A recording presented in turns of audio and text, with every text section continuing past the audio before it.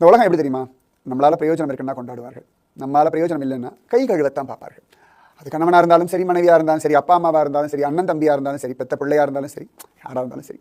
அதனால் எப்பொழுதுமே உங்கள் உடம்பை ஆரோக்கியமாக வச்சுக்கோங்க. சரியா? உங்கள்கிட்ட பணம் காசு இல்லைன்னா கூட ஆரோக்கியம் ரொம்ப ரொம்ப ரொம்ப அவசியம்.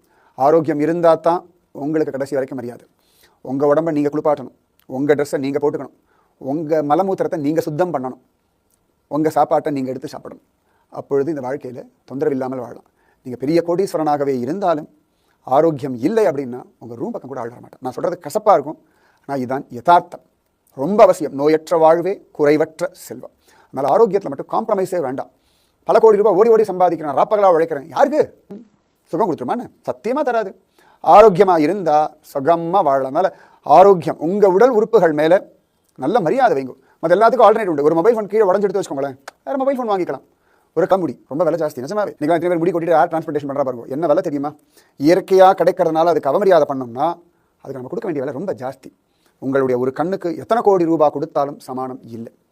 உங்களுடைய கைகளுக்கு சமானமாக வேற ஒன்றும் இல்லை. உங்கள் உடலை போல அதிசயமான அற்புதமான ஒரு பொருள் இனி தேடினாலும் கிடையாது. அதனால் கை கால் அவயவங்கள், கண்கள், காதுகள் இதெல்லாம் கரெக்டாக பார்த்துக்கோங்க. உடம்பு ஆரோக்கியமாக வச்சுக்கோங்க. நீங்கள் ஓடி ஆடி விளையாடுங்க, சம்பாதிங்க, எல்லாம் பண்ணுங்க. ஆனால் உங்கள் ஆரோக்கியத்துக்கு நீங்கள் நேரம் ஒதுக்கித்தான் ஆகணும். ஆரோக்கியத்தை இழந்துட்டு வேற எதை சம்பாதிச்சு என்ன பண்ணுறது? தூக்கத்தை விற்று கட்டில வாங்கி என்னத்தை சாதிக்கிறது? சொல்லுங்க பார்க்கலாம். கண்ணை வித்துட்டு ஓவியத்தை வாங்கி என்னத்தை பார்க்கறது? அவசியமே கிடையாது. ஆரோக்கியம், ஆரோக்கியம், ஆரோக்கியம்.